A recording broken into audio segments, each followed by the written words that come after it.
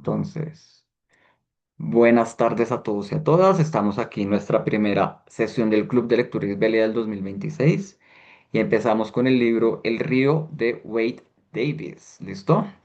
Les voy a contar un poquito de nuestro autor de este libro. Este es Wade Davis. Vean esta foto tomada por allá en el Amazonas.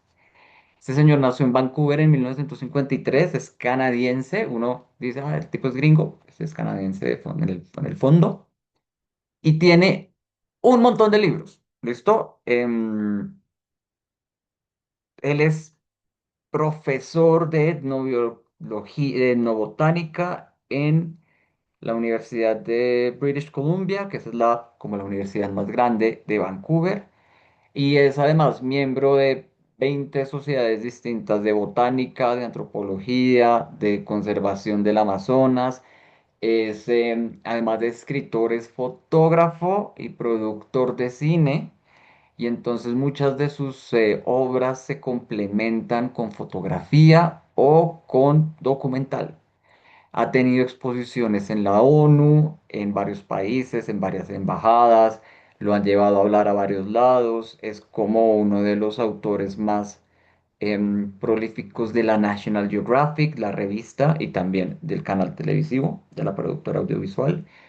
Por lo tanto, es un tipo que sí que ha escrito. Yo también me pregunto, después de leer este libro, cómo hizo para recorrer tanto tiempo, tanto espacio, y luego escribir tanto, ¿no? Así como, si ustedes se fijan, además, el libro, las últimas 40 páginas o 30 páginas, son las fuentes de cada capítulo. Entonces, él no solo viajó y tomó fotos y recorrió y vio mapas y se enfermó y todo, sino también leyó un montón y escribió un montón y sigue escribiendo, ¿no? Entonces es una persona que uno de verdad se sorprende o uno piensa probablemente no trabaja solo, sino probablemente tiene muchos estudiantes a través de los cuales él logra hacer como todo ese conocimiento científico. ¿Listo? Entonces él es un representante de la investigación científica como de la más prolífica y como de esa escuela, como esa idea del profesor que siempre está en la clase y tiene a sus estudiantes que se los lleva a trabajos de campo y va dando 20.000 vueltas y logra ser un gran científico, como esta idea del científico que la literatura nos ha vendido bastante. Él es muy famoso por muchos estudios. Fíjese que sus dos primeros libros, La serpiente y el arco iris, que el título no lo dice muy bien, el título en inglés sí lo nombra, pero si vemos el segundo, que es la etnobiología del zombie de Haití, son los que lo lanzan a él como en la fama de ser un escritor científico, porque él va a Haití y explora como cierta tradición vudú que existe en Haití de crear zombies. ¿Existe algún tipo de rito que permite que una persona muera y reviva o algo por el estilo? En toda esta brujería vudú, esto lo toman como zombies, lo toman como una suerte de control de otras personas, y él investiga un poco qué hay detrás de esas plantas con los que hacen estas mezclas. Y eso lo hizo muy famoso, se ha hecho películas al respecto, aunque también hay debates sobre que tanto lo que él investiga es científicamente sostenible y que no, y se le han refutado ciertas cosas, como se le han confirmado otras. Como preguntaba Wilson en algún momento, ¿qué tanto el trabajo científico es refutar a otros? En parte el trabajo de él, al ser publicado y puesto al mundo, se piensa como una manera de que el resto del mundo lo apropie, lo lea y le diga, bueno, yo voy a probar si usted lo que me dice es verdad o si no, para seguir construyendo el conocimiento científico.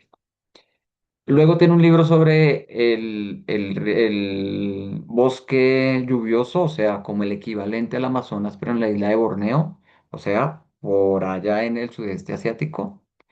Tiene otro sobre la sanación chamánica.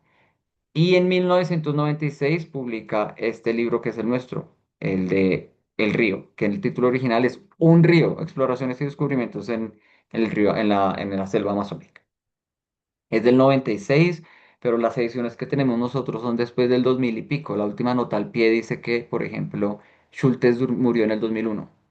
Entonces, sí, como que ha sido, a pesar de que lleva 30 años ya publicado, pues es casi ya un clásico de la etnobiografía latinoamericana. Fíjense que además la edición que tenemos es del Fondo de Cultura Económica de México, o sea, eso es una editorial muy seria.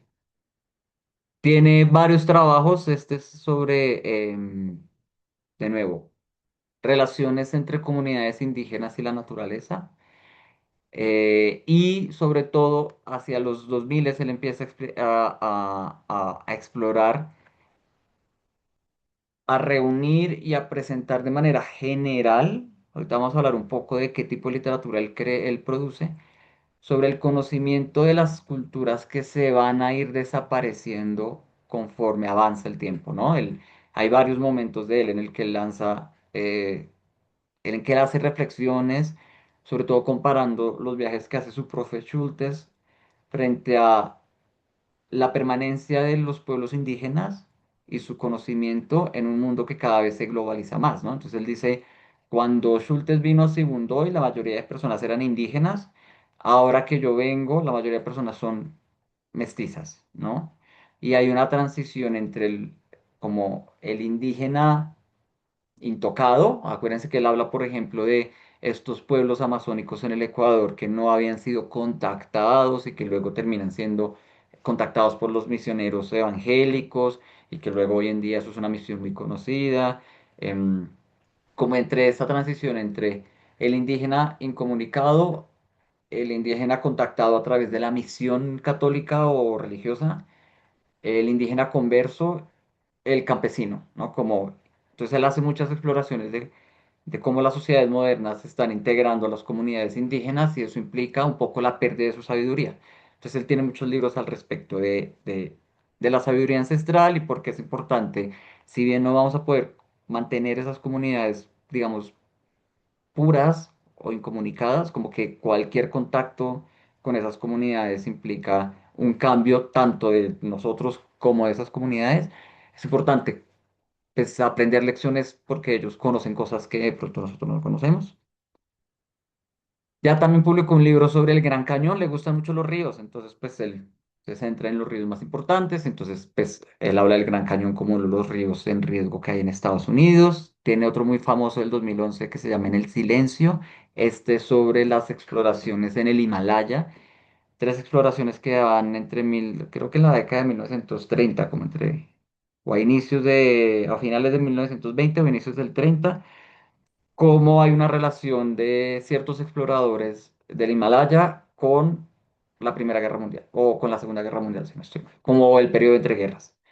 Entonces, que también es algo que aparece en este libro, cómo en momentos de tensiones geopolíticas globales, los territorios inexplorados empiezan a adquirir importancia porque estos periodos de tensiones globales implican cambios drásticos en el mercado y por ende hay que buscar en donde no se ha buscado ciertos recursos que por la guerra no se pueden conseguir fácilmente o están en riesgo. Entonces este es otro libro también muy famoso y por eso está traducido al español. En el 2012 sacó un libro sobre el Colorado de nuevo, les digo, como le gustan mucho los ríos, y en el 2020, después de o tras salida de la pandemia, publica otro sobre Colombia, el Magdalena. De hecho, yo me enteré de Davis cuando en el 2020 publica sobre el Magdalena, y todo el mundo dice, vean, es como el equivalente al que sacó del Amazonas, pero va a ser sobre el Magdalena. No lo he leído, creo que no está traducido todavía al español, pero es una historia de Colombia a través de cómo el río Magdalena fue la principal fuente de conexión que tenía Bogotá con el mundo. Entonces, pues parece que es muy importante leer. Y el último, esperen que no alcanzo a leer, es una recopilación de ensayos que él tiene, que le han reunido. Además de libros, les digo, él ha sacado pues, documentos más científicos, lo que llamamos el paper científico, y artículos, les digo, en National Geographic, en la Rolling Stones, en Men's Health, en Time, en People, en todas las revistas un poquito más o menos famosas, él ha tenido algún tipo de publicación. Em, Ahora sí vamos a hablar sobre el río. No me voy a enfocar en los datos, como hemos visto, la cantidad de datos que hay es tan absurda que uno, cubrirlos todos no es posible y dos, pues es un poco llover sobre mojado, ¿no? Sino más bien quiero como organizar un poco porque también el libro es como que va y viene, ¿no? Pero como no es un libro de ficción, sino es un libro de no ficción, es difícil un poco seguirle la onda. Ya vamos a ver por qué. Entonces, este es un libro de memorias sobre exploraciones hechas por Davis.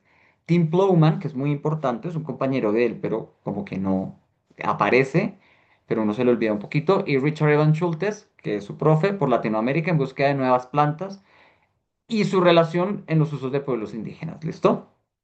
Específicamente son como dos grandes viajes, aunque se refiere al siglo XIX, pero el gran grueso, aunque pareciera que el autor es Davis, el gran grueso es Schultes, ¿no? La gran mayor cantidad de hojas, como de texto que uno lee, son originalmente sobre Schultes, que viaja por México y Estados Unidos buscando el peyote y luego por Colombia, Brasil, Perú, Ecuador y Bolivia buscando el curare, que es este veneno para las flechas en el Amazonas, el caucho y algunas que otras plantas, ¿no?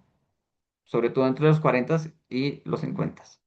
Y luego el viaje como que motiva y conecta todas estas historias es el que hacen él y Plowman por Colombia, Perú, Ecuador y Bolivia. Ellos casi no tocan Brasil en la búsqueda de la coca en los 70. ¿Listo? Entonces él empieza llegando a Medellín, no, él llega a Santa Marta y nos cuenta cómo Schultes llega a Medellín. De Santa Marta él baja a Bogotá y luego sale hacia Putumayo, hacia Bundoy. Y entonces ya nos cuenta cómo su maestro también hacía ese tipo de viajes. Luego nos cuenta cómo el maestro hizo todo lo que hizo en el Amazonas. Luego él nos cuenta su pedacito de Ecuador, Perú y Bolivia. Nos cuenta lo que hizo Schultes en Ecuador, Perú y Bolivia. Y él termina luego en el Amazonas para culminar esta gran narración. ¿Listo? Una pregunta, Ujú. ¿por qué el tipo del libro, la escritura es como fotocopia?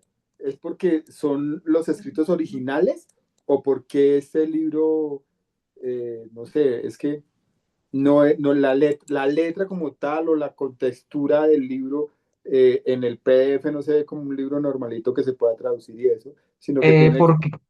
Porque ese libro es, o sea, la versión que yo les envié es una escaneada de este original. ¿Listo? O sea, literal, son las mismas páginas. Es un libro que el original en inglés también se consigue escaneado. En parte porque es un libro cuya reedición no es como cuando uno lee Drácula. Y entonces en Drácula hay 40 editoriales que han hecho 40 traducciones distintas y uno las puede conseguir en la versión digital, en la versión impresa, en la versión. Este libro es más parecido a las fotocopias de la biblioteca de la universidad que uno tiene. La edición y los derechos de la traducción los tienen el Fondo de Cultura Económica y ellos han sacado un par de ediciones y hay una nueva reedición, si no estoy mal, de Planeta. O sea, uno ya no consigue este libro, casi esta versión, sino una nueva reedición. La que está en internet, tanto en inglés como en el español, es básicamente la que los profesores de antropología y de biología han tenido que escanear en las fotocopiadoras afuera de la Nacho y mandárselas a sus estudiantes. Entonces esa es la que se consigue de manera digital. O sea, no es como los otros libros que uno puede comprar en Amazon la versión digital o para el Kindle, sino es más como una piratería un poco más a la vieja guardia, la 90 y 2000, que es pura fotocopia. Ahora bien, yo pensé que iba a preguntar sobre otra cosa que está conectada. Si bien el autor es Wade Davis, la mayoría de información es sobre Schultes, y si uno lee su capítulo de las notas sobre los capítulos, es porque Schultes un poco sí fotocopia y en muchas partes debe hacer una suerte de lo que llamamos copia y pega de los diarios de su profe. ¿No? Entonces él seguramente tuvo que ir a decirle a Schultes, oiga, yo quiero publicar un libro sobre todo lo que yo he hecho, páseme sus diarios, y él a partir de los diarios como que debe copiar y pegar ciertas cosas, y en vez de poner yo viajé, pues pone Schultes viajó, ¿no? Y así él hace como ese trabajo editorial y construye este texto a Ah, es partir de las que memorias. eso es precisamente lo que me parecía a mí. Yo decía, estos o son los originales de alguien que realmente vino, escribió y tal, y está ahí, alguien se los pilló por ahí, como los libros perdidos. Ah, aquí están Ujú. estos, venga, los ponemos aquí que nos funciona para la investigación que estamos haciendo. Sí, un poco es eso, agarrar sobre todo las partes de Schultes y esas partes de los diarios de los más del siglo XIX, pegarlos, producir la edición, vendérsela al Fondo de Cultura Económica que lo traduzca. El fondo saca sus copias, de pronto lo reedita una que otra vez, pero la mayoría que conseguimos es como la pirateada de esa edición. También eso demuestra un poco el tipo de lectura que es, ¿no? En las carreras de antropología o de biología, de etnobotánica, se leen capítulos, digamos, no se lee el libro entero. Sino se dice, oiga, ustedes lean para esta clase este capítulo específico. Y también el libro está pensado un poco por ese tipo de temáticas. Digamos, si uno está haciendo un estudio sobre el caucho, pues no se lee el libro entero.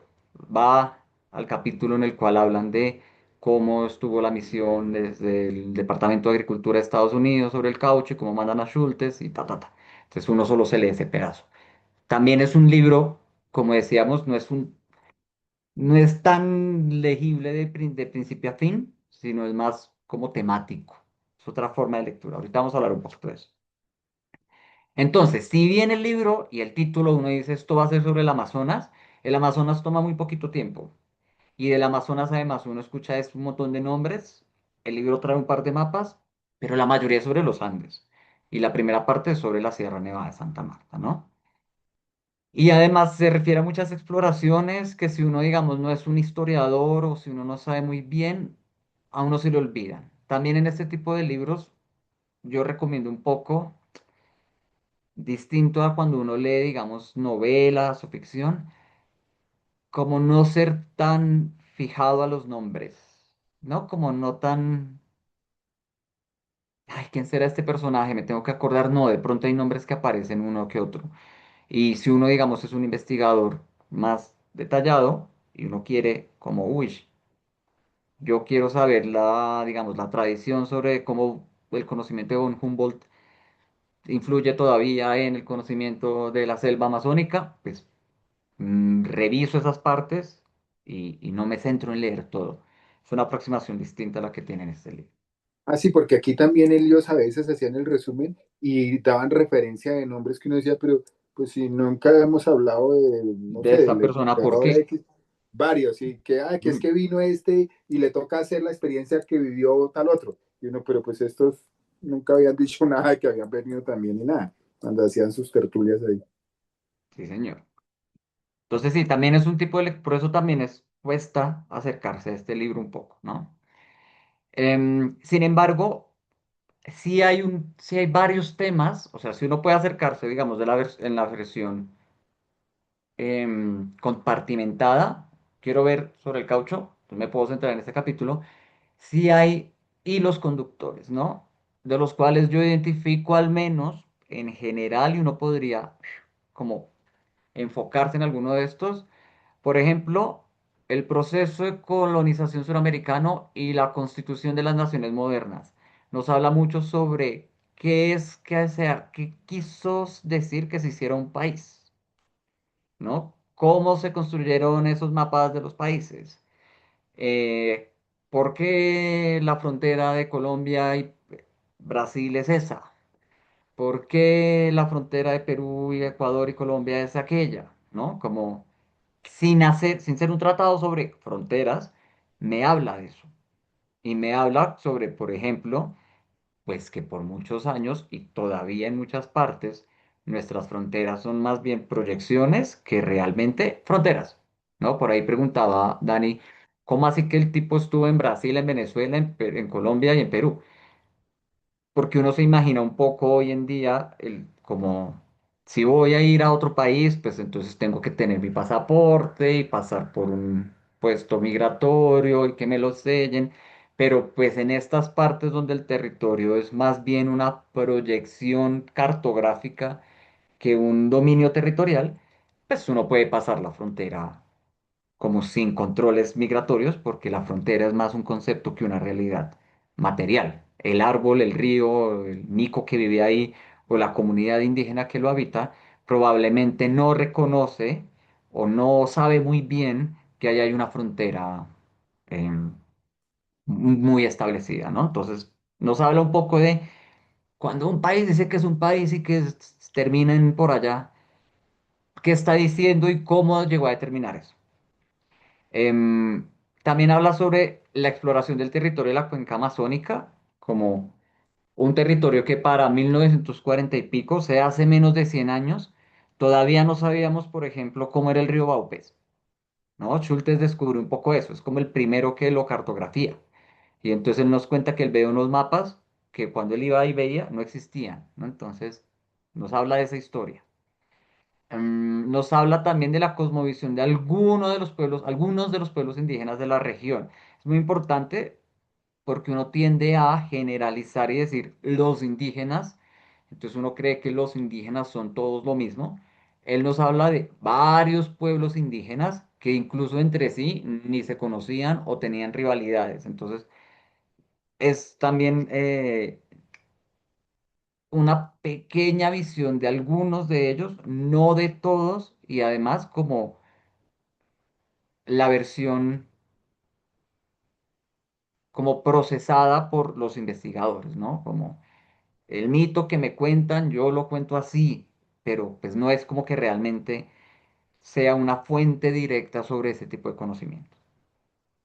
También nos hablan de las tensiones por el acercamiento extractivista de los recursos y el conocimiento del continente. Él muchas veces nos está diciendo, cuando uno llega, uno piensa que sucede esto o uno leyó que los indígenas hacen esto y cuando yo voy y veo, hacen esto otro. Y a veces es difícil traducir uno sobre el otro, ¿no? Entonces, por ejemplo, él lo dice en varios lugares. em, Bajo la visión científica, la planta es el todo. Entonces, cuando yo digo palma de cera, yo estoy nombrando tanto su raíz como el tallo, como las hojas, como la flor, como el fruto, como la semilla. Y entonces yo digo la palma de cera y estoy refiriéndome a todas esas cosas. Pero los indígenas de pronto nombran a la raíz como una cosa, al tronco como otra cosa y a las hojas como otra cosa. Y en nuestra visión, lo que es un espécimen, en su visión es cuatro. Y eso denota como distintas visiones de mundo. La occidental responde a una visión, les digo, extractivista. Esta planta sirve para, de esta planta yo puedo consumir esto y puedo desechar aquello.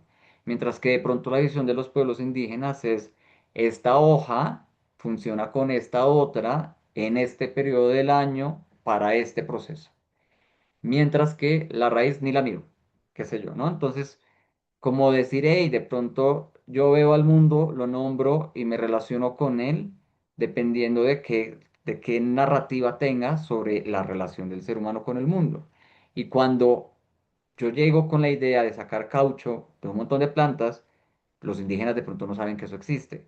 Pero a la vez, él dice, es impresionante cómo muchos pueblos indígenas que de pronto no están conectados entre sí, encuentran regularidades en plantas que nosotros no habíamos visto que existían. Entonces él muestra cómo hay, da muchos ejemplos, ¿no? Cómo el veneno puede salir de muchas plantas o cómo el yagé lo pueden sacar de muchas otras plantas y ellos llegan a mezclas que la ciencia occidental ha llegado a comprender por medio de un método y ellos lo hacen por medio del otro. Y que, uff, eso genera muchas tensiones, mucha violencia, muchos prejuicios, muchos enfrentamientos. También me habla mucho de la importancia de las plantas para la economía global. Fíjense que Schultes es profesor en economía, en plantas y economía o en economía de las plantas o plantas económicas, una cosa así. Y uno dice, ¿cómo así? Pero los invito a que hagan este ejercicio rápidamente en el espacio en el que estén. Piensen qué elementos de los cuales ustedes tienen que están en sus cuartos son sacados de las plantas. Yo puedo nombrar en este momento la madera del escritorio en el que estoy. Puedo nombrar el papel de las hojas de los libros que están alrededor mío el material de la tela que está cubriendo con el que yo estoy, sobre lo que estoy sentado o con lo que me estoy vistiendo, el tinto o la aromática que tengo de fondo, sí, como que de repente uno se da cuenta, pues que si no es todo, porque las plantas no son todo, pero digamos, hay minerales, piedras, muchas cosas vienen de las plantas. El caucho que está sosteniéndome el pelo, sí, como que de repente uno descubre, se da cuenta que la economía está fundamentada sobre plantas. Entonces uno dice, ah, este libro me muestra ese camino intermedio entre la planta y su estado, digamos, no intervenido y la planta en su estado funcional para mí. Y es muy interesante porque nos dice, todas esas plantas tienen una historia y responden a intereses globales. La historia de las drogas como concepto nuestro, especialmente la cocaína como droga y su relación con los elementos botánicos de los que uno puede extraer esas drogas, ¿no? Un poco la distinción entre el tinto y la mata de café, ¿no? Como hay un gran camino entre uno y el otro, y aunque son lo mismo, son distintos dependiendo del contexto en el que están y cómo se haga, ¿no? Nosotros somos una nación cafetera, entonces más o menos en nuestra mente, más o menos sabemos cómo se ve la mata del café, sabemos cómo se ve el fruto. Si hemos tenido relación con el campo, con el eje cafetero, con el Tolima o con el Huila, sabemos más o menos cómo se produce, cómo se seca, cómo se muele y cómo llega al cafecillo rojo, al café o al café que yo sea que yo consuma, ¿no? Pero probablemente desconocemos eso sobre el caucho, sobre el plátano, sobre el tabaco, sobre todas las otras, la cocaína, la Coca-Cola, ¿no? Entonces, como esa relación él nos la muestra con ciertos ejemplos. Entonces, el libro me puede hablar de muchas cosas. Cuando me está hablando de las exploraciones de estas personas, tiene todas esas venas de interpretación. Y por lo tanto, yo me puedo acercar un poco al libro desde muchas otras posturas. Estamos hablando, perdón por esto, de un campo del conocimiento muy específico que es la etnobotánica. Ya hemos hablado un poco de esto en otras reuniones. Uno puede dividir los libros, digamos, o la materia escrita en dos grandes grupos, la ficción y la no ficción. En un club literario, o cuando uno habla de literatura, uno está hablando más que todo, si no es que casi que siempre, de la ficción, entendida como producto de la imaginación de un autor o una autora. Puede que el autor sea o la autora sea una persona con nombre, el Nobel de Literatura, Gabriel García Márquez. ¿Cómo puede que uno hable de literatura como desde la creación colectiva de un pueblo, como Homero y la Ilíada? Que probablemente Homero no existió, sino más bien es como un conjunto de poemas mitológicos, épicos que se transmitieron y que hoy en día llamamos Homero. ¿Sí? Sea lo que sea, Gabriel García Márquez o Homero, suponemos y nos aproximábamos a esa lectura como producto de la imaginación de alguien. Y entonces, pues yo no me siento y me leo Cien años de soledad y digo, ¿cómo así que en la costa la gente nace con colas de cerdo? Sino digo, tan curioso que alguien se haya podido inventar eso. De la misma manera que si yo me siento a ver Mujer con aroma de café, pues yo no pienso que se le metieron a la casa a la protagonista y le grabaron la vida y eso sucedió en la vida real, ¿no? Entonces tenemos el género ficción. Y el otro gran género es la no ficción, que es todo lo que probablemente o sí se acerca a una tipo de captura de la realidad o descripción de la realidad o explicación de la realidad.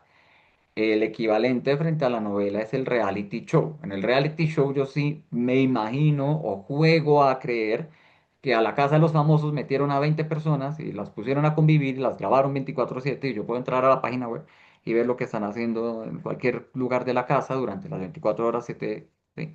Que no hay una producción de la imaginación de nadie, aunque de hecho sí, como en todo producto que sea producido, pues hay alguien que está diciendo qué se ve y qué no se ve y bajo qué condiciones se ve. Entonces, este libro hace parte de la no ficción y por ende su lectura nos resulta distinta al de la ficción. Yo me acerco al libro de la ficción con intereses, digamos, sobre todo de entretenimiento. Entonces, pues, yo me voy a sentar a leer Drácula porque quiero que me asusten. Me voy a sentar a leer Cumbres Borrascosas porque me contaron que es una buena novela sobre el amor. Me voy a sentar a ver Mujer con aroma de café porque pues después de trabajar todo el día quiero que alguien me distraiga y imaginarme el amor de una mujer en su finca cafetera, lo que sea, ¿no? Mientras que cuando yo me acerco a la no ficción, tengo otras eh, intenciones. La mayoría de veces aprender o conocer o discutir o algo más relacionado con el conocimiento que con el entretenimiento. Digamos que esa es una distinción que uno puede hacer, aunque nadie está obligado. Yo puedo acercarme a la no ficción a entretenerme y puedo aprender muchas cosas a través de la ficción. Pero en general, como que mi actitud como lector varía. De modo que la ficción normalmente es como mucho más unitaria. ¿En qué sentido? Una novela me la leo de principio a fin. Si me leo el final, me dañé la novela. Aunque mi mamá, por ejemplo, pone CSI de fondo siempre, sin importar qué temporada es, solo para que suene. Entonces ella va y ve de repente y dice, ah, estamos en la temporada 20 en la cual ya estos dos personajes murieron. Como que ella sí tiene una cosmovisión de cómo va toda la serie y no le importa verse el principio y el fin. Pero normalmente, pues uno no se lee la novela al final, al principio, porque pues de pronto uno no entendió, de pronto uno se dañó la sorpresa. Mientras que a la no ficción yo no me puedo, no siempre me acerco con una lectura totalitaria o completa de principio a fin. El periódico yo me lo puedo leer por partes. La revista Semana yo me la puedo leer por artículos. El diccionario yo nunca lo leo nunca lo leo completo, ¿no?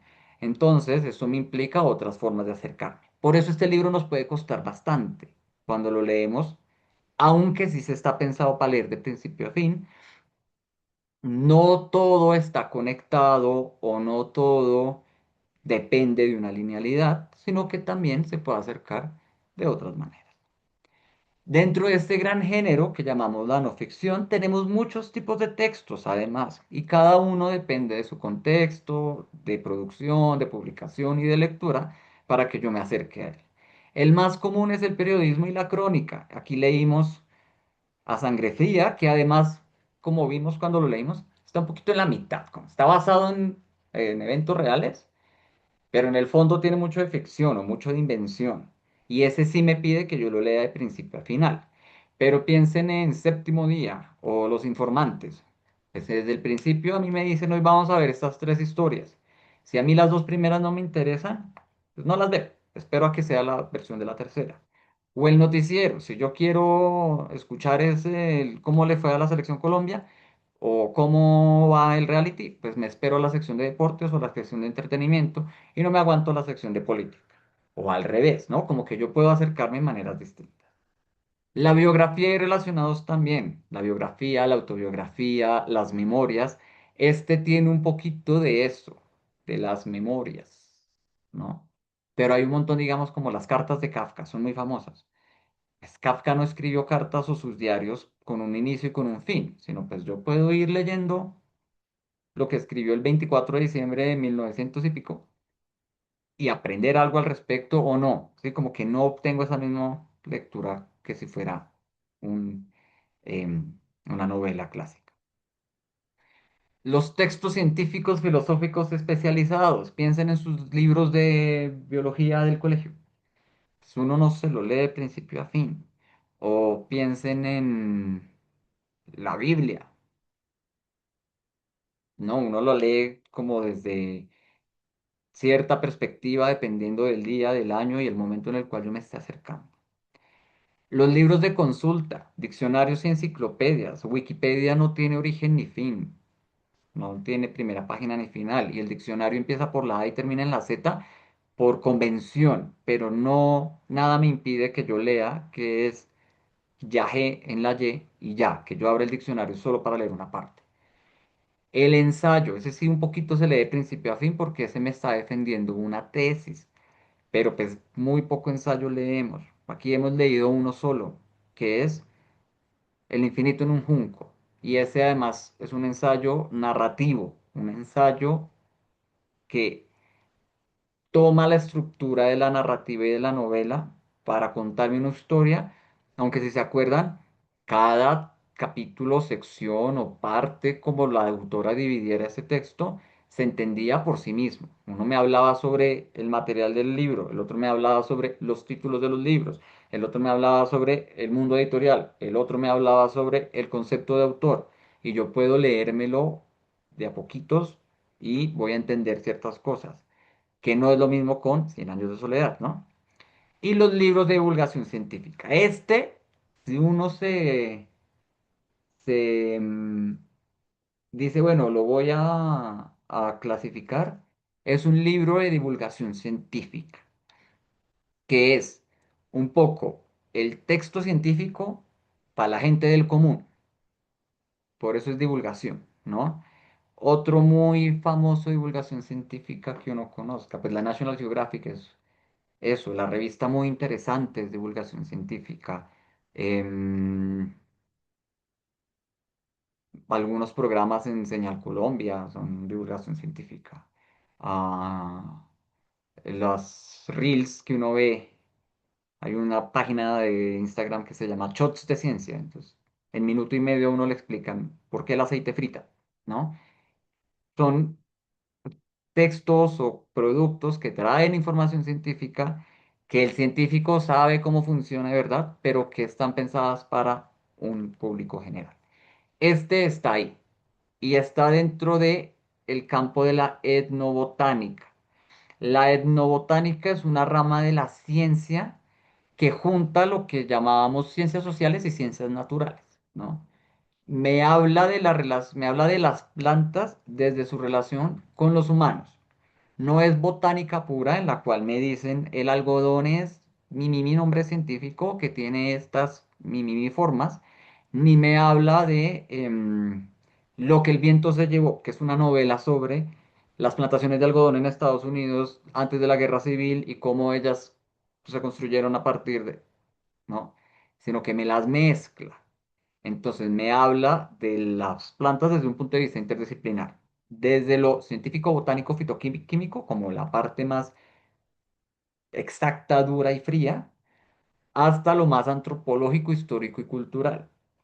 Precisamente porque la etnobotánica reconoce que las plantas por sí solas no son interesantes para nosotros por sí solas.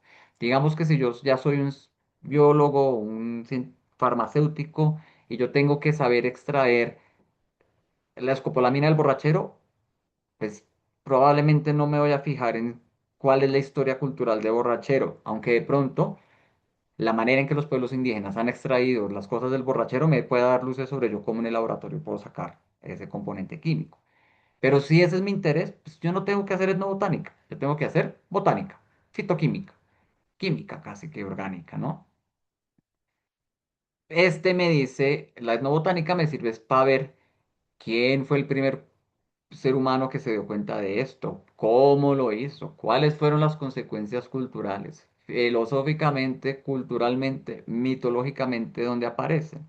Entonces, la etnobotánica ha sido una de las ciencias más antiguas, porque si ustedes recuerdan sus ciencias sociales de sexto, de séptimo, a uno le enseñan que la civilización empezó al lado de los ríos y que cada civilización domestica una planta, ¿no? Entonces en China, el arroz. En Mesopotamia, el trigo, que es de donde viene Occidente y Europa y los griegos. En Mesoamérica, o sea, por allá arriba donde es México y Centroamérica, el maíz. Eh, en los Andes, la papa. Y así cada parte del mundo, en África, la yuca. ¿Sí? Entonces, cada parte del mundo tiene una planta muy importante que se vuelve fundamento de la tecnología, que permite que los pueblos dejen de ser nómadas y puedan sentarse, plantar, crear instituciones, heredar y crear mitologías, y que además todos estos pueblos tienen alguna historia mitológica que cuenta cómo algún dios o algún héroe mitológico les trajo, les enseñó, les mostró o incluso construyó a los humanos a partir de esa materia prima, ¿no? Entonces, la etnobotánica es esa ciencia que me reúne estas dos. Entonces, este es un libro técnicamente de etnobotánicos. También porque tanto Wade Davis como Schultes como Tim Plowman son etnobotánicos.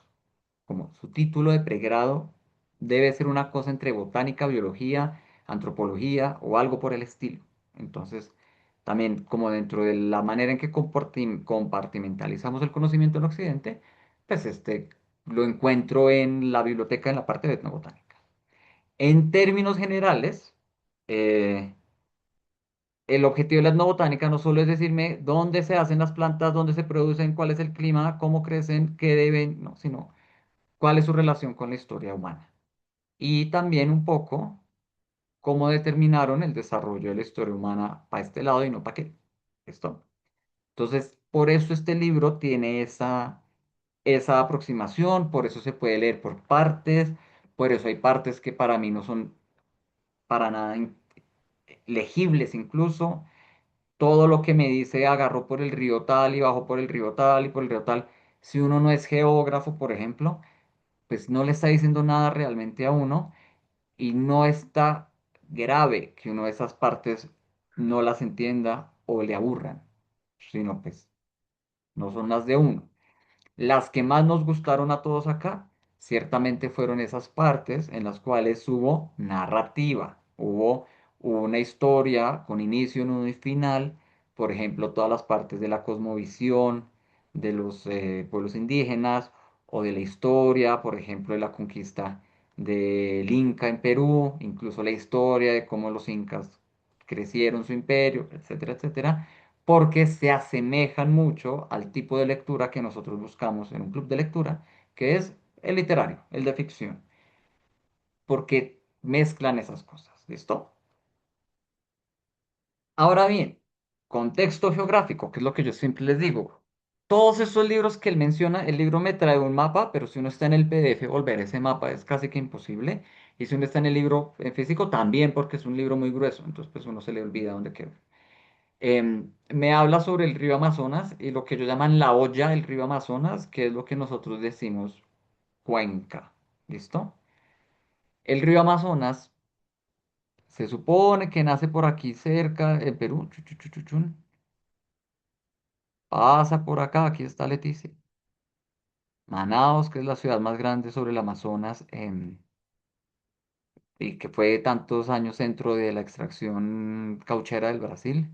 Y desemboca en el Belén, cerca de Belén, y que ellos dicen además que la desembocadura, porque es tan masivamente grande, que la desembocadura es casi un mar por sí mismo, ¿no? Y tiene todos estos afluentes, etcétera. Todos nuestros ríos, el Baupés, el Apaporís, el Caquetá, el Putumayo, los que nombran la mayoría de departamentos y además los que son límites territoriales para nosotros, digamos con Ecuador. El río Putumayo es el que define cuál es el límite con Ecuador y con Perú. Son afluentes del río Amazonas. Colombia realmente solo toca el Amazonas, entendido como ese río central, en el pedacito que es Leticia, en este triangulito, en el triangulito amazónico. Nosotros somos más dependientes del Putumayo, del Caquetá y del Baupés. El río Negro lo nombran un montón y tales. Entonces, todo esto que está en amarillito, que es de donde vienen las aguas del río Amazonas, se considera la región amazónica y además lo que llamamos selva amazónica está normalmente extendido a lo largo de esto.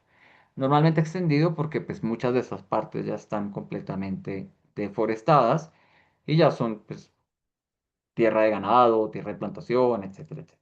Entonces, ¿por qué además nos enfocamos tanto en este pedacito? Porque es donde el Amazonas se junta con la cadena de los Andes, que es como nuestro otro gran referente geográfico.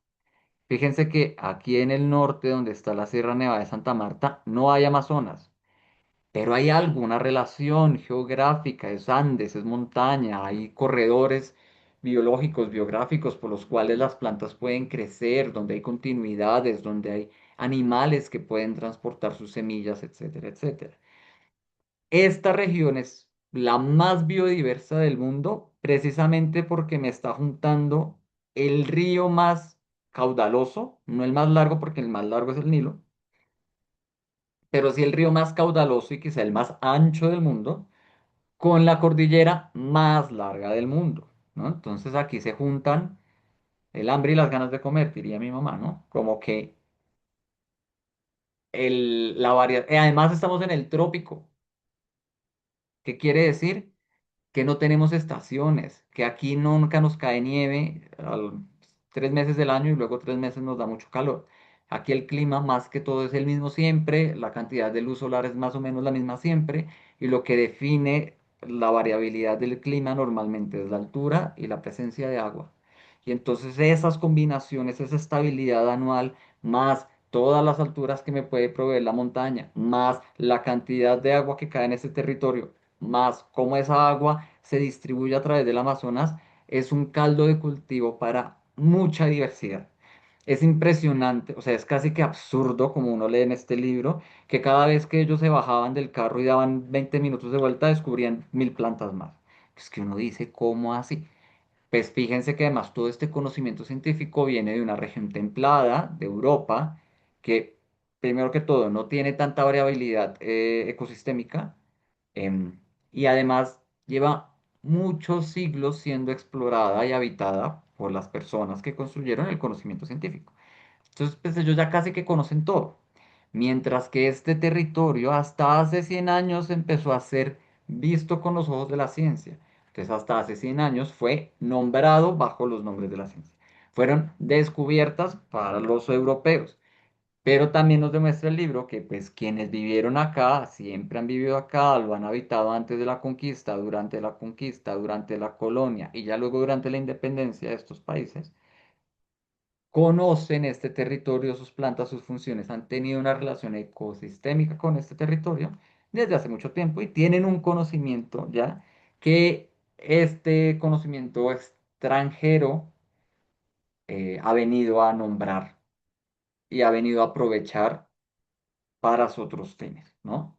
Porque quizá las personas que viven en estos territorios, los pueblos, no tienen intereses científicos en el mismo sentido que la gente en la Universidad de Harvard o los botánicos ingleses en Londres en el siglo XIX tenían la idea de un conocimiento em, científico, ¿no? Entonces, como que en este lugar es muy chévere para esta gente venir, especialmente hace 100 años, a ver porque pues había muchas cosas para ver que de pronto no habían sido nombradas. Entonces aquí es donde está sucediendo todo. Sibundoy es como por aquí, es como el inicio de toda esta gran... Y tiene pues la confluencia de ser parte de la olla de la cuenca amazónica y ser parte de los Andes. ¿Qué narra el libro? Es una pregunta que uno se hace. Si este es un libro de divulgación científica y me quiere contar muchas cosas, si tiene tanta información, ¿qué puede ser una línea narrativa? Una opción es la vida de Schultes y todo lo que descubrió. Entonces, por eso habla tanto de Schultes y lo hace Davis como su estudiante. Otra puede ser em, la coca. Un poco esa es como la promesa que él hace al principio. O la promesa que la parte de atrás del libro me dice, este es un libro sobre la coca y uno va a ver y de la coca se habla 3 veces. O del 100% del libro, la coca ocupa el 20%, el caucho ocupa como un 30%, el yagé un 5%. sí, como que uno dice, ¿qué onda? Y además si yo lo puedo agarrar por capítulos, uno tendría que pensar, bueno, entonces esto tiene cabeza y pies. También si uno termina de leer el libro, uno dice como, bueno, ¿y en qué termina? ¿Se murió este tipo? ¿No se murió este tipo? ¿No? Como que parece a veces un anecdotario y sí, pero una posible lectura, y es una pista que Davis como autor va dejando ahí, nunca la concreta, es una crítica a la colonia. ¿Se acuerdan que en el libro pasado yo les hablaba de las teorías postcoloniales, neocoloniales, decoloniales, dependiendo de uno como sea, que es como pensar cuál ha sido el efecto de la colonización en el mundo?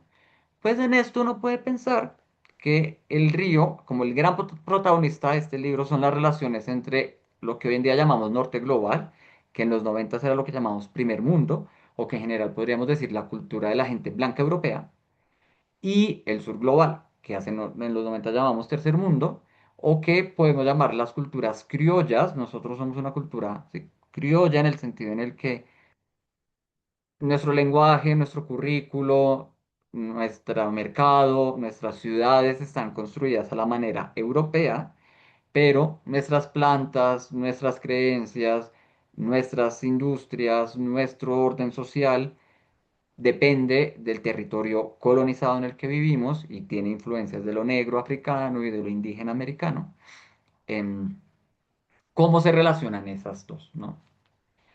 Entonces, en este caso, está enfocado como el norte explora, descubre, que eso es una palabra como extraña, como no es como que ningún ser humano haya descubierto esas plantas. Los pueblos indígenas llevan siglos usándolas, pero es el científico el que lo descubre, es decir, le pone el nombre en latín, dice cuál es su genética, cuál es su función, hace los dibujitos y lo pone en una enciclopedia, extrae, estandariza y aprovecha para el bien global, digamos, para el mercado, para la guerra, para producir plata, para la Texaco, para el gobierno de los Estados Unidos, el conocimiento y los recursos botánicos no aprovechados en el sentido en que aquí los indígenas no producían, sacaban plata y exportaban esto, sino más bien lo usaban a su manera eh, en el territorio, ¿no? Y me muestra, como les dije, esas tensiones entre las cosmovisiones que tratan de encontrarse en eso, como toda la vida hubo caucho en el Amazonas y lo usaban para cargar bolsitas, para hacer pelotas, quizá no lo usaban para barcos de guerra porque pues no tenían guerras en barcos.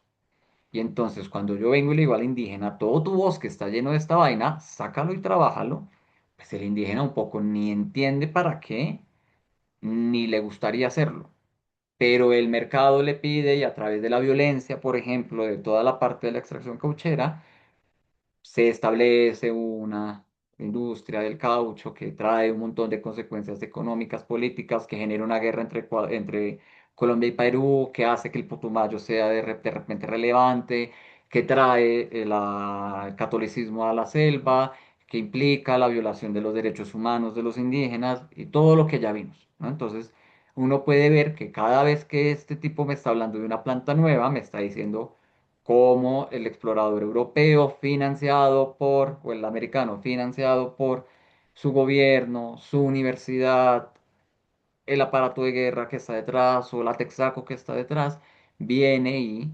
reorganiza el orden de las cosas para integrar este pedazo de tierra al mercado global. Y eso trae problemas. No es fácil de repente cambiar estas cosas. Y todos los ejemplos del libro son un poquito eso. Aquí, por ejemplo, vemos muchos ejemplos, se los nombro. Uno, el aprovechamiento económico del caucho, que nosotros ya lo hemos visto de otras maneras. La vorágine es lo mismo, pero desde la versión ficcional. Es la versión del tipo que toma la decisión de irse por allá y hacerlo y termina perdido en la selva. El monocultivo, que ya lo habíamos visto, ¿se acuerdan? En palmeras en la nieve.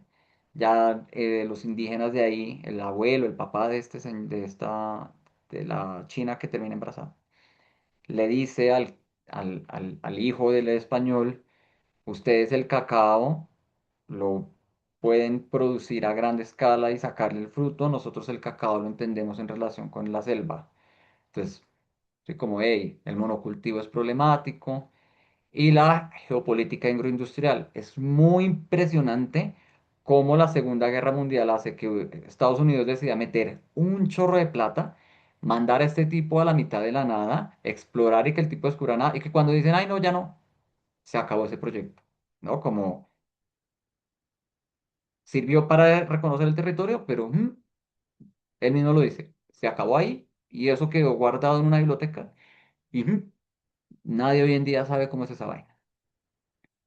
Está todo el asunto del discurso civilizatorio de la religión y la ciencia, lo que para un pueblo es un rito, para el mercado es una droga, lo que para alguien es su religión, para otro es el demonio.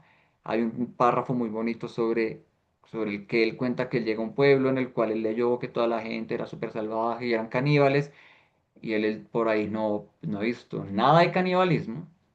El salvajismo más bien es de la gente blanca cuando vino por el caucho, y al final todos los niños indígenas terminan siguiendo el rito católico de la hostia, que en el fondo es un rito caníbal, en cuanto la hostia representa el cuerpo de un hombre y todos lo comemos.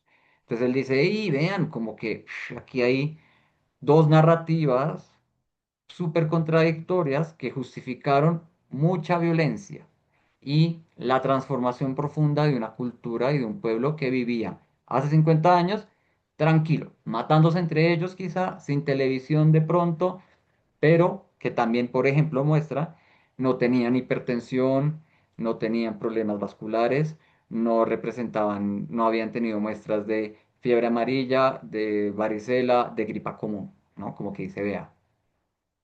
Aquí hay una tensión que surge de este encuentro. Y además de todo el discurso de la política antidrogas, el caso Coca-Cola. La coca es mala, menos para Coca-Cola. Hay que acabar los cultivos de coca, menos para Coca-Cola. El Departamento de Estado de Estados Unidos prohíbe el comercio internacional de coca, menos para Coca-Cola, ¿no? Y es como, uff, ahí hay algo tensionante.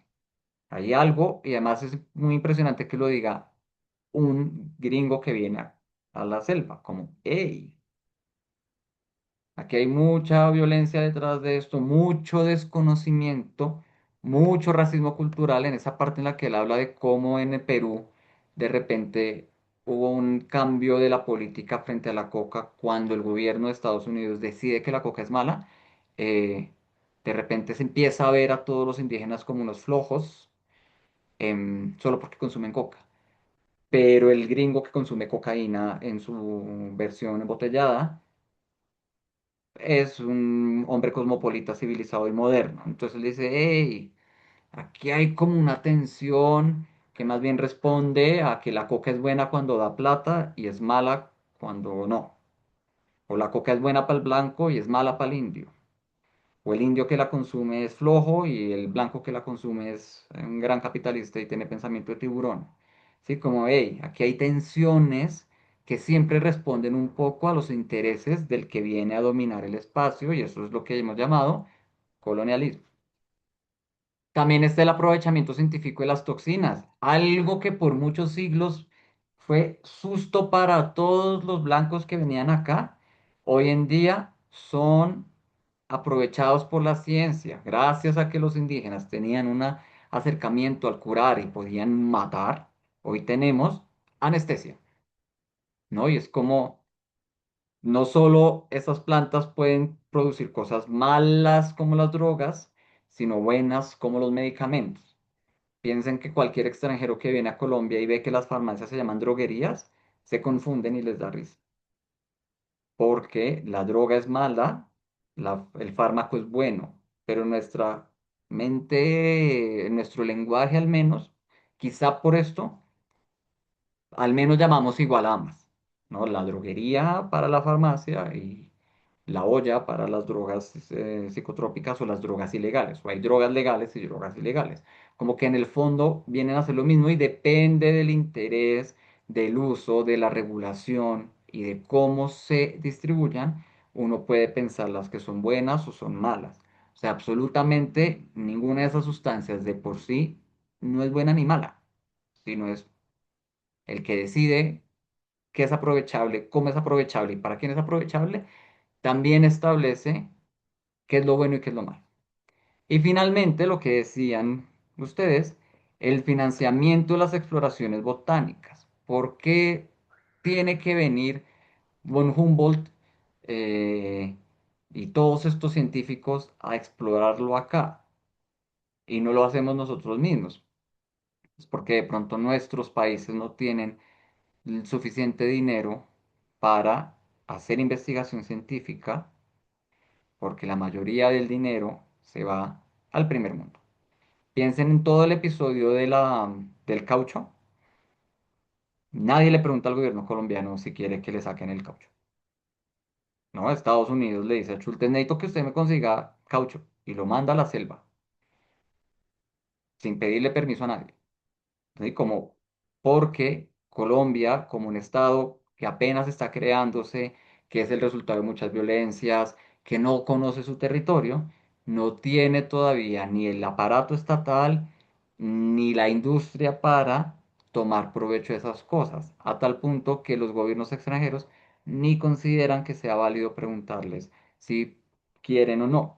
Incluso les sirve, porque gracias a ese proceso, se puede mapear un río que bajo la definición constitucional de Colombia es parte de Colombia, pero bajo la realidad de los colombianos, pues no sabemos qué había ahí, hasta que en los 40 viene este tipo y nos lo explora por nosotros, ¿no? Entonces también como em, el último tema es como, ¿qué es Colombia?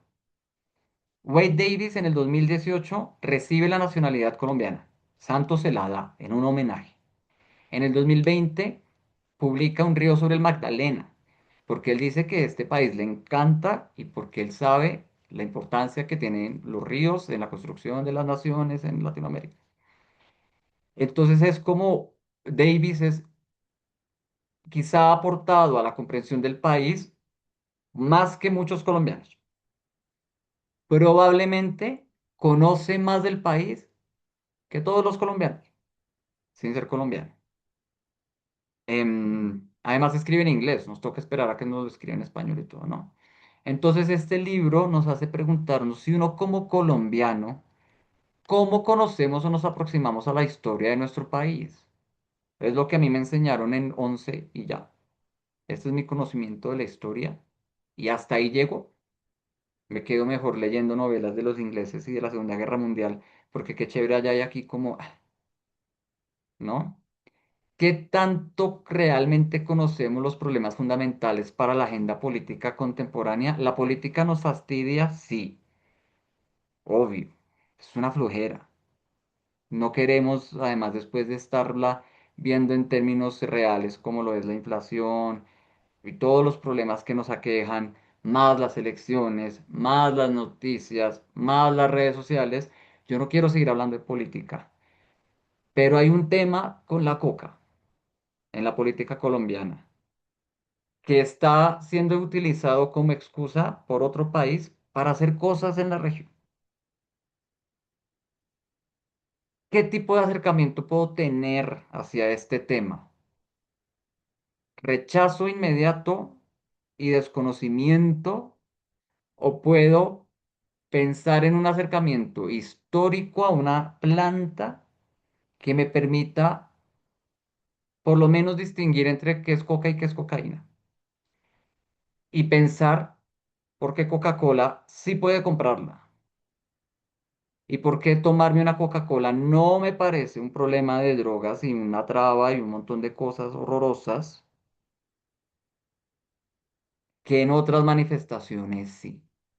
Sí, como una pregunta muy importante que debe uno como elector en un país democrático se supone debería hacerse.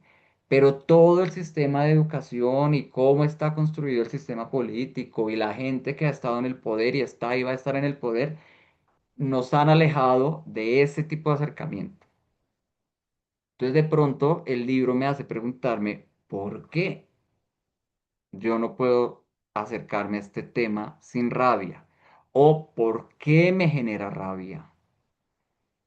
¿Sí? Como al menos enfrentarme a esa rabia. Quizá no va a cambiar, no va a cambiar yo por quién vote, no va a cambiar lo que haga Estados Unidos o lo que haga Colombia, lo que haga el presidente aquí, lo que haga el presidente de allá, lo que haga el dictador de aquí, etcétera. Seguramente. Pero al menos me da un criterio sobre el cual pararme. También me hace preguntar quién explora, conoce, nombra, mapea y aprovecha lo que llamamos territorio.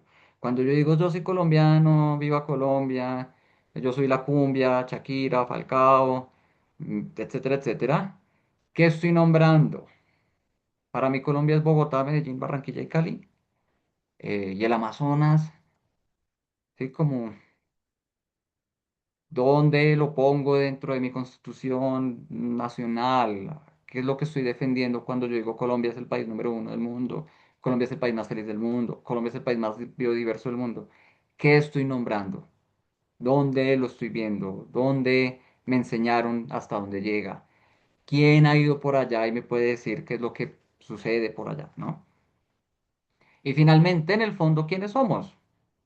Los europeos tienen muy claro y los americanos tienen muy claros quiénes son porque han logrado construir una narrativa muy clara de quiénes son. Pero nosotros los colombianos no. Uno de los principales libros del Amazonas lo escribió, era en inglés, un gringo, ¿no? Entonces uno dice, ¿por qué? ¿Quién soy yo entonces? ¿Qué tanta agencia tengo a la hora de construir mi país? Y este es un libro que de pronto, claro, nos va a molestar, y eso es muy importante. Si este libro nos diera igual y nos parecieran historias bonitas, como nos parecen historias bonitas cuando leemos sobre el Japón, cuando leímos, por ejemplo, El Círculo de Mujeres de la doctora Tan, pues claro, es una cultura lejos, yo la he visto en Mulan de pronto, no tiene que ver conmigo, pero esta sí. Entonces de pronto hay lecturas que cuando me chocan me reflejan. Y como dicen en México, pues lo que te choca te checa, ¿no? Pero como que hay que pensarme eh, mi rabia de dónde viene, mi fastidio de dónde viene, mi desazón de dónde viene y cómo eso ha determinado lo que yo soy, ¿no? Entonces también es un libro en el cual el gran protagonista es el país en el que vivimos y toda la historia. Fíjense que él me habla además de el Bogotazo, la violencia, la independencia en algunas partes. El Plan Colombia está ahí metido. Lo hablan en Perú, pero también es el Plan Colombia. La guerra de guerrillas, el proceso de paz, muchas de esas cosas están en el fondo. Yo no tengo que nombrarlas para que lleguen a mí. Lo decía Wilson. Sin hablar, o sea, era un libro publicado hace 30 años, utiliza metáforas y trae discusiones que seguramente antier yo vi en redes sociales que alguien dijo sobre. Entonces, como, ¿qué pasa cuando hay un país ahí detrás de una gran construcción literaria, de un gran texto, y cómo me puedo acercar a él? Si quiero, o cómo este libro me puede ayudar a pensar como como esa gran parte de la identidad que es muy importante de uno, que es su nacionalidad, como más allá de la cédula y de que si mi pasaporte me piden visa o no me piden visa, como, ¿qué onda? ¿Qué es ser colombiano? Entonces, pues, les agradezco de nuevo por la lectura de este libro tan impresionante, em, y espero que eventualmente podamos como recordar muchos de los datos que nos dieron y abrir un poco nuestra perspectiva sobre la ciencia, las plantas y nuestro país. Eso sería todo. Chun, chun, chun.